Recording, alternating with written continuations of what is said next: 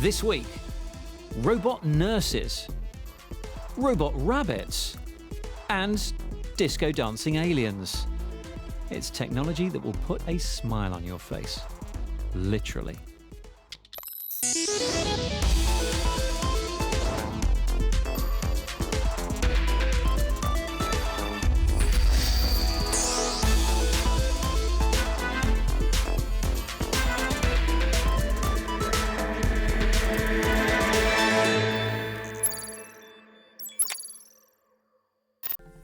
Believe it or not, modern nursing as we know it only dates back to the 1800s, to the time of Florence Nightingale and other pioneers.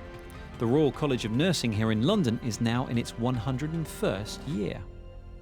For all the life-saving technology that we've seen, the actual act of nursing itself is one relationship that so far has remained uniquely human. But our population is ageing. 20% of Japan is over the age of 60, and in the UK, a quarter will be over 65 by 2045. This all means that the pressures on nursing are increasing, and looking after elderly people is becoming a pressing issue around the world. Kat Hawkins travelled to Helsinki in Finland to discover whether one of these could become the new one of these.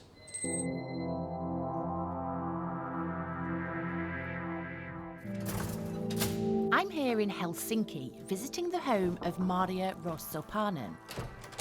Hello! Nice to meet you. Nice meeting you. She's an ex-air hostess who likes to keep active at the age of 73. Look at the hat as well. But after a skiing accident a few years ago, she developed epilepsy. I fell down backwards, hit my head, was unconscious for a little while, then got up and skied, and that's when it started. Her epilepsy means she needs daily medication, and that her family, who live in New York, want to make sure she's okay. Terve, terve. Moi. They get this reassurance from her daily nursing visit, over on the living room table. Do you think that this is as good as a nursing visit? It's better because they see me, and then I don't have to wait somebody to come. They want to check basically that I ask if I took my pill and just see how you are. Face actually to see the picture, see that I'm okay. At the other end of the line is Tuomo Kuivamäki. He's one of the nurses here in Helsinki's first virtual nursing centre.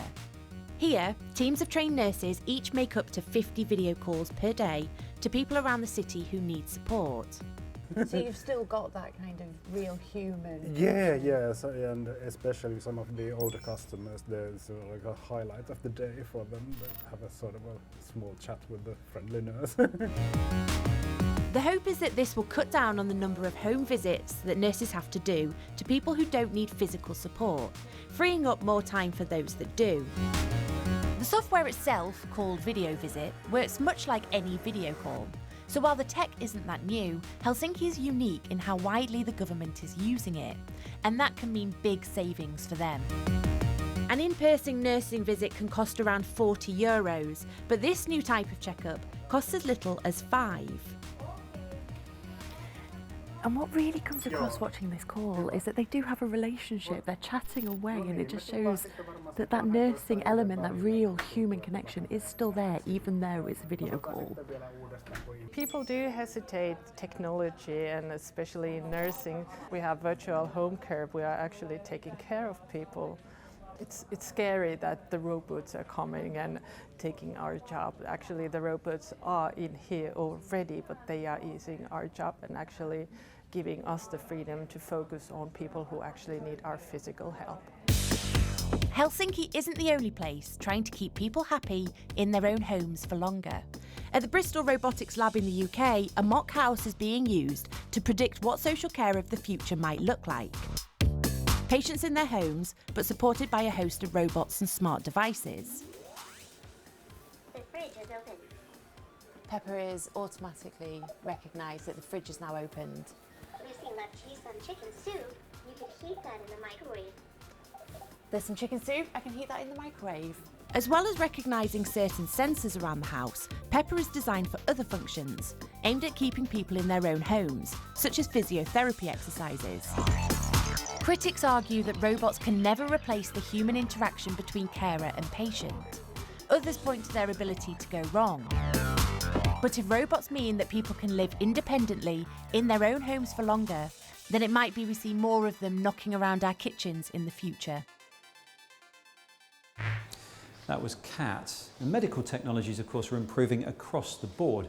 One example is the use of wearable technology for tracking facial muscles. Now, this can be transformative for people with conditions like facial palsy, Parkinson's, and autism, allowing them to control devices remotely or even just smile naturally. We asked 3 volunteers to try out some of the latest tech on offer.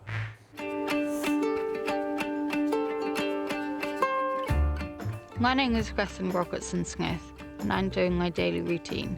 It's a series of exercises to flex the muscles in my face.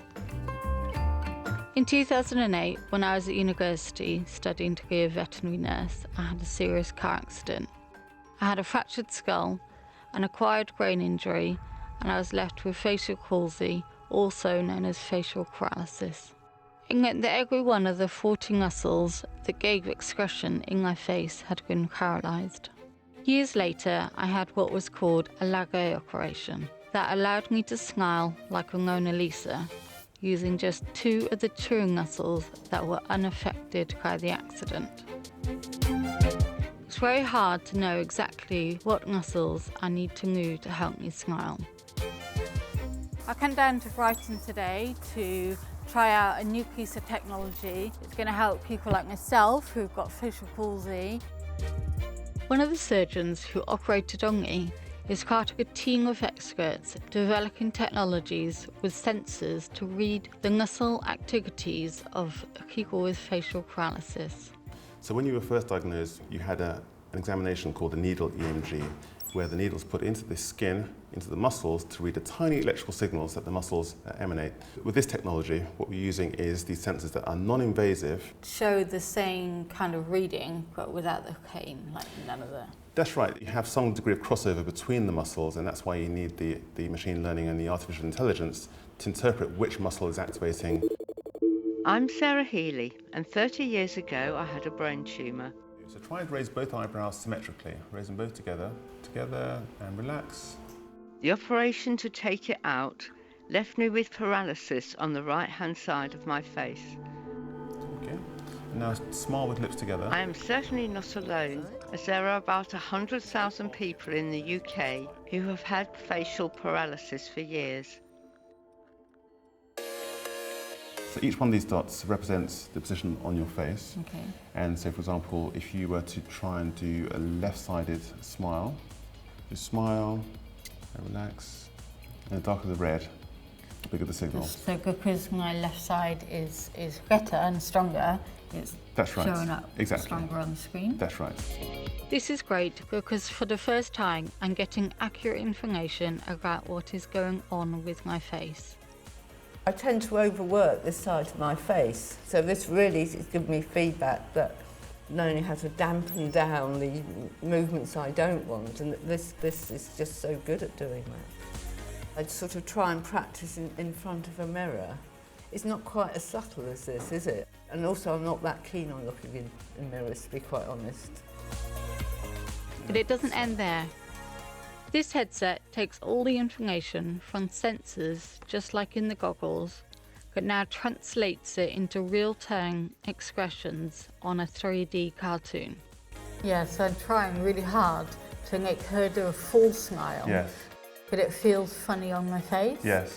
Doing it to a mirror, you kind of tell yourself what it looks like. That's right. Whereas she is like, well, no, that's not what it looks like. My name's George Dale. I'm the owner of Worthing Football Club. And a lot of my day-to-day work involves using a computer, and it can often be quite time-consuming. Before I had my car accident in 2010, I was a player for the club, and on my way up, the accident left me with a broken spine and 10 months in hospital. It was obviously a very tough time for me, but after a lot of rehab, I decided I wasn't going to give up on football, and I used my compensation payout from the accident to buy the club I used to play for. How you doing, you alright? Hi, nice to meet you. And you? So there are quite a few companies now looking to see whether they can use VR as a new workspace. So by using this type of technology, this will allow you to type much faster and interact with other people. If you thought it was quite funny, you can give it an eye wink, or if you didn't like it, you can now do a frown and it'll do a frowny face. There you go. It looks grumpy, doesn't it? With this new headset, I should be able to control the keyboard and options using a wink or a frown, which will open up a whole new world for me. Yeah, it's very responsive. You're pretty slick on that now. It might sound strange to say, but for the first time since my accident, I'm able to see what my smile actually looks like.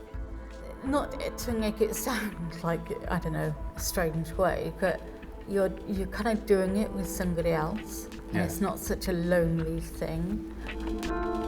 My biggest aim for this will be able to help me smile symmetrically. That's been one of my aims for the last 30 years.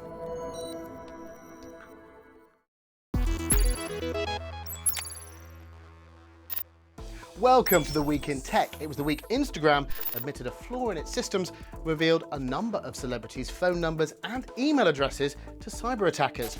NASA announced a replacement for the space shuttle could be one step closer to happening. It's called Dream Chaser, and it's being developed by a private company. And pizza delivery drivers could be out of a job if Domino's and Ford's autonomous car delivery service trials take off in the USA. A German university has scooped top prize at SpaceX's Hyperloop pod design competition, with a pod that reached a top speed of 201 miles per hour. But their triumph has been topped by Elon Musk's Tesla pod, which has been used to give the students' efforts a push start, recording a speed of 220 miles per hour. And Uber took steps to change its public image with the arrival of a new CEO, Dara Khosrowshahi. The firm has made a U-turn on its policy, allowing it to track users for 5 minutes after finishing a ride. The update, due to be rolled out this week, means tracking ends immediately once a ride is finished. And finally, Google announced it would replace its augmented reality effort, Tango, with one called AR Core. The technology will first be available on the Samsung Galaxy S8 and Google's Pixel phone. Not to be outdone, Apple gathered developers together to show off some of the new apps soon to be available thanks to its AR kit. From IKEA's app that lets you place furniture virtually in your home, all the way to one very hungry caterpillar.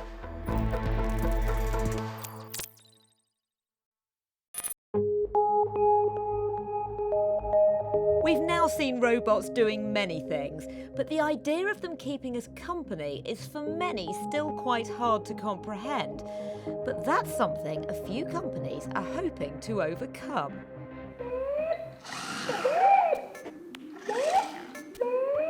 Meet Miro.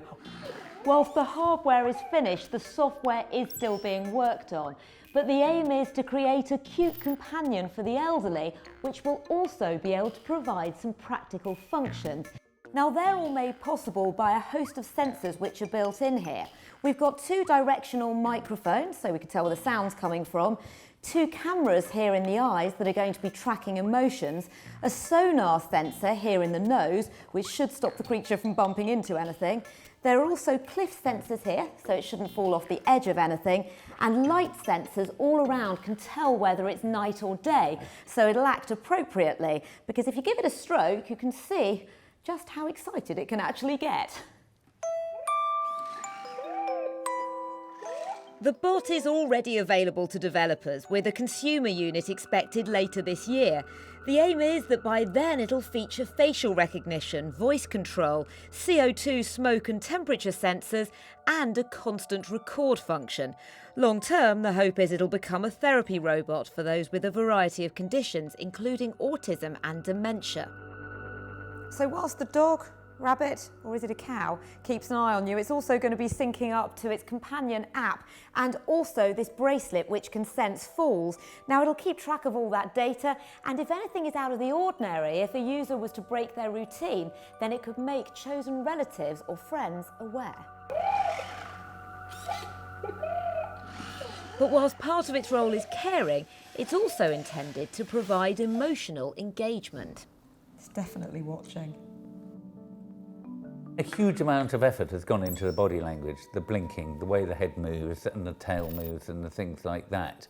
And that is really as important as the other functionality. And the trouble is with a lot of these humanoid robots, they're not. And you know, they can't behave like a human, and they can sort of wave their arms around in a mechanical manner, but they don't have that, what the Japanese call kawaii, or cuteness. And when I started working in robotics, I realized that there was a real opportunity to make you know, mechanical devices emotionally engaging. This isn't the only device in this space. ParryHug has just completed a successful crowdfunding campaign and aims to provide long-distance cuddles. Yes, long-distance cuddles. The idea is that the Wi-Fi connected toy can give a hug via another of the creatures to loved ones you miss, especially parents away from kids. Of course, none of this is about robots replacing the need for real pets or human company, but if they could offer a little bit of support when it's needed, then how can we really think that's an issue? Night-night.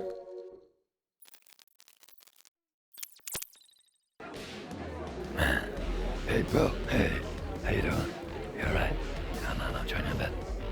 Have you heard the one about the alien who walks into a bar and says, I'll have a blue milk. Put it in a daddy glass. That's right, chump. Now, as impressive as this bizarre setup looks, these motion capture suits and stages are actually the standard way that Industrial Light and Magic uses actors to give realistic movements to computer-generated principal characters. Thank you very much. No worries. You were very frightening. Oh, good. I mean, he's a nice dad, I think, Julian. Even the fact that Jalian here is being rendered in real time for the director to see during the performance is not in itself new. I remember back in, I think it was 2007, I went to ILM in San Francisco. I wore the ball suit and they turned me into a green alien live right there in the studio, and I was absolutely blown away by it. 10 years on, just look at this guy. Hey, check me out. Hi, man. What is brand new here is the live rendering of Jethro's facial expressions. Now, although facial capture has been a thing for a few years, so far the director hasn't been able to see the result on the character's face during the recording. You know, our big focus was around the face and being able to capture the face at the same time as the body, and we can determine what expressions are happening each frame, and then directors can see that live and make decisions on if the character is working as a character, whether his expressions need to change in terms of the model. In order to process an actor's expressions quickly enough, only one face cam and a few mocap dots are used. This simplified live data is then compared to a higher resolution 3D capture of the actor's face that's taken beforehand on a rig called the Medusa. Now, unlike other facial capture systems we've seen which take still images of the actor's face, here they're shooting video of my face moving into and out of each emotion. That means that the facial recreation and the animations will look a lot more natural. The live, high-quality rendering of both face and body can also become a magic mirror on set to help the actor to get into the part. So I feel like this is how I get to know who I am, what my limitations are, what my body is, what my girth is, how it moves, how it sort of doesn't move. You see I have a nice heavy arm, whether I have to consider that weight. And I guess it really does make you move differently when you're on set if you're playing a half-ton alien to you being a svelte young man. It totally does, as long as I engage my imagination, because if you can see, I'm totally beautifully, in a way that Jalian can't. My wetsuit moves in a way that maybe that arm and that outfit doesn't move.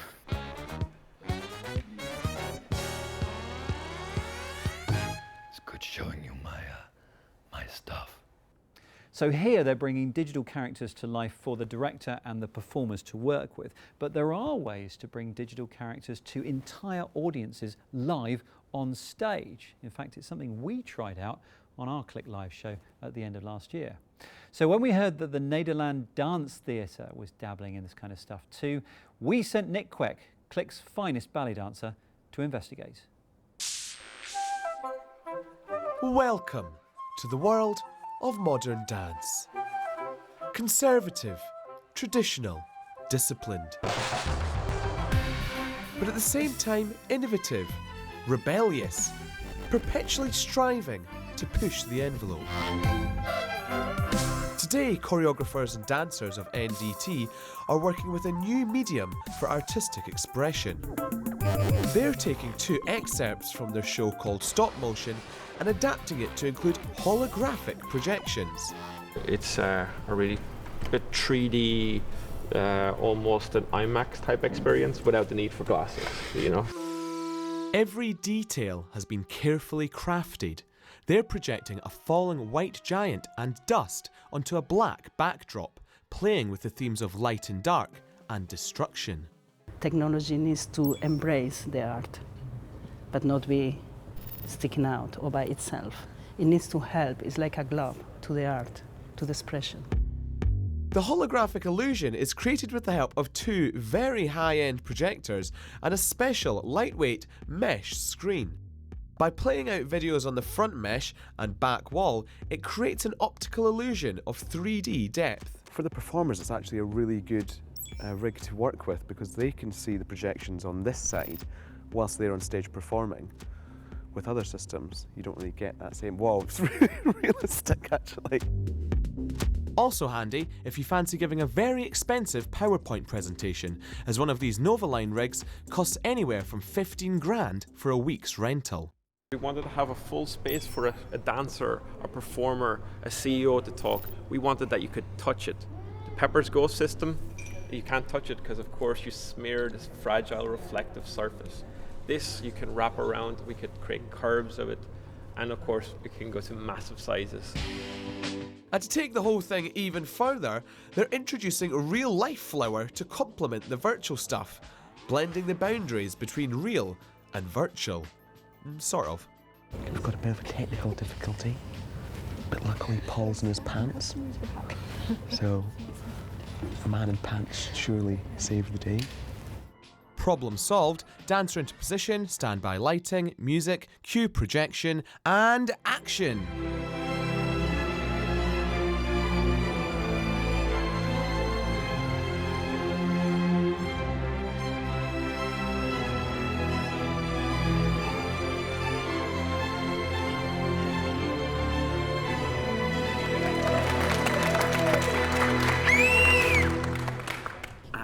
Instead of complementing the effect, I think it actually detracted from it a little bit, especially when the flower went into the back wall. Yeah. Because then you go, well, the back is now totally fake. It's not magic. It's not magic. Creating an extra audiovisual experience, though, adds to the complexity of live performance. It's not just the type of visuals, it's the scale, the brightness, how the lighting interacts with the mesh, how it blends with the real-life action on stage. But no pain, no gain. To be artistic with technology, it's not easy, and it's a lot of experiences and a lot of mistakes to see, so what do we want to do? So it needs time. I think this ballet, for example, has the beauty itself. You don't need this. Well, that's it for this week. Don't forget we live on Facebook and on Twitter at BBC Click. Thanks for watching. Thanks for having us at your place, Jolien. Hey, no worries, man. Now get out of here. Yeah. Out! Move, scoop! Yeah, guys.